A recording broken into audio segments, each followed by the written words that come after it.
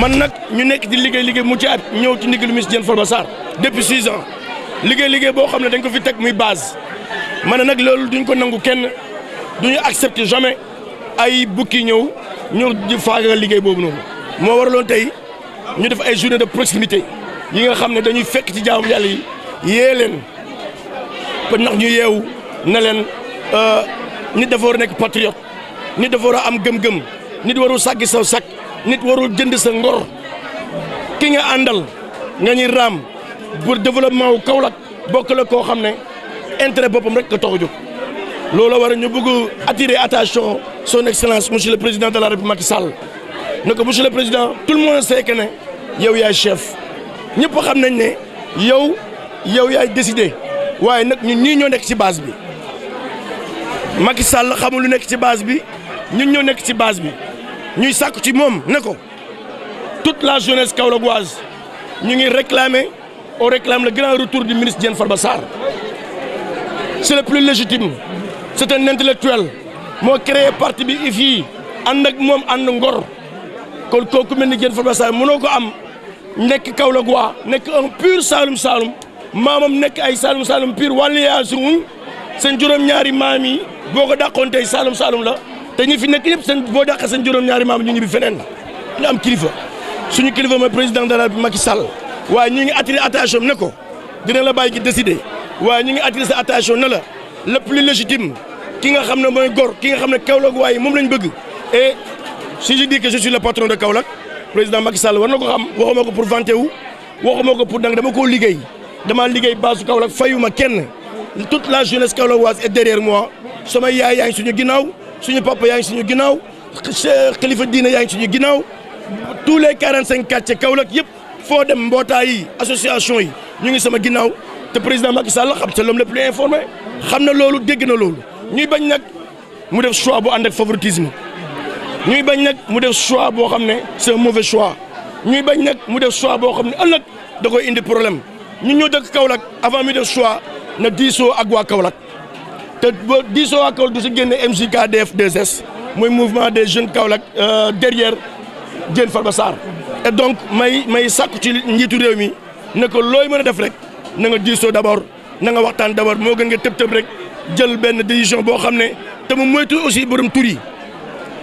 son excellence monsieur le président Macky Sall na nga moytu borom tur yi kii mooy diw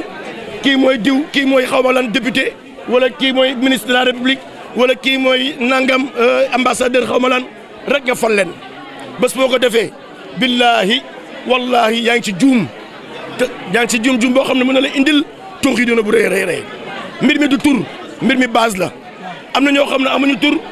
te dañoo am base di liggéeyal ko liggéey mucc ayib na di septembre rek def benn choix ne fal naa kii te alors que boobu ba léegi ñu ñëw ci terrain bi nekk ci terrain bi di liggéey mucc ayib pour moom moo waral ñu war a nar a tey aujourd'hui war suñu militant yëpp di yee leen parce que bukki yi dañoo bëri bukki yaa ngi fi jël seen alal te alal bu ñu yor yëpp alalu réew mi la alal bu ñu yor yëpp alalu Kaolack la alal bu ñu yor yëpp alalu suufu Kaolack la wala gerte wala engrais wu Sénégal loolu nag duñ ko accepter loolu bien vrai que nous sommes tous derrière le président Macky Sall waaye nag dinañ ko wax di attirer attention ne ko no moytu loolu on réclame le grand retour du ministre Diène Farba Sarr Kaolack aime Diène Farba Sarr Kaolack suñu yaakaar mooy Diène Farba Sarr kon na diis ak moom loolu la ñu yaakaar loolu laa waxoon ne naa ko wax dem ci kilifa diine yi wax leen ko dem ci kilifa aada yi wax leen ko dem ci toute la jeunesse kaolackoise wax leen ko dama ne képp koo xam ne appel à l'unité maa ko ñu ko wax ci réew mi maa ne xar yeeg béy yi sax xar yeeg béy yi bu ñëw ñu nar a jàmmoo pour nekk ci ginnaaw le président Macky Sall jàppale ko man je suis partant Diène Farba Sarr est partant waxuma la ak Mariama Sarr bi nga xam ne Diène Farba Sarr moo ko njëkk fal Diène Farba Sarr boo ko joxoñ tey Mariama Sarr bu nekkee maire su Kaolack c'est à cause du ministre Diène Farba Sarr Diène Farba Sarr moo ko poussé fal ko et donc kooku amul benn intérêt di ko contre amul benn intérêt di ko tuutal yàlla mooy fal waxuñ ne dañuy doon maire Kaolack si saa si léegi waaye dañu bëgg rek ñu fullaal ñu dañoo bëgg ñu faydaal ñu dañoo bëgg ñu xam ne Kaolack c'est nous dama ne bàyyiwuma benn leader ici à Kaolack képp ko accepté nekk ci ginnaaw Diène Farba Sarr Ousmane Noël d'accord na waaye ku ko accepté wul je serai jamais d'accord parce que Diène Farba Sarr du nekk ci ginnaaw kenn c'est le plus légitime c'est le meilleur, c'est un intellectuel moo leen dàq jàng fuuf moo leen gën a am ëpp xam-xam moo leen gën a yéwén moo leen kaw la gën a bëgg te moo leen gën a franchement moom leen gën a am yaakaar ci moom. tous les 45 ans ci kaw dina fa dem si gox au fin fond gox-goxaan yi fu ñu am militant ak fu ñu amul militant sax dinañ fa dem waxtaan ak ñoom te dinañ fa defal social ay tonnu ceeb a ngi fi diwlin a ngi fi ay suukar a ngi fi meew a ngi fi ak ay financement yi nga xam dinañ ko jox aussi les femmes ah gën a rëy gën a baax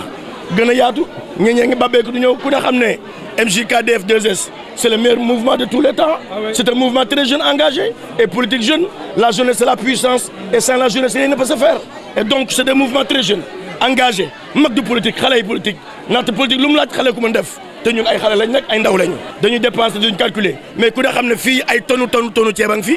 te ku ne xam ne ay financement dinañ ko jox ay la jeunesse dinañ si jox aussi les femmes yi nga xam ne dañuy liggéey di daan seen doole dinañ si aussi boole ay suukar. dinañ ci boole aussi diwliñ dinañ ci boole meew dinañ ci jàppale jeunesse bi yëpp dinañ jàppale ñëpp durant tournée bi yëpp pendant 10 jours. déggoon naa fi temps yi ci ginnaaw janax yaa ngi nekk ci réew mi rek ci Kaolack di lëmbe gàddu seen i millions sol seen i mbax tumbee seen i grand bu yu rëy di jënd jaam yi parce que as góor kenn du ko jënd nañ bàyyi loolu barki démb lu xew Médina Baye kontaan naa ci toute la jeunesse Médina Baye ñoo jóg ne fii dara du fa am kontaan naa ci loolu ñëpp war a def di ñaawlu trop di ñaawlu ñi nga xam ne ñu ngi nekk ci ginnaaw sol seen mbaxana di ànd ak ñoo xam ne amul benn njëriñ dañ leen yaakaar ci xaalal laahu xaalal rasul man nag sëriñ loolu laa ko xamee xaalal laahu xaalal rasul boo génnee ci xaalal laahu xaalal rasul ñoo fekk ma ci politique bi ma génne man te man ma génne la ci xaalal xaalal rasul fële di la wax lu ma neex la politique c'est la politique la guerre c'est la guerre la récréation est terminée.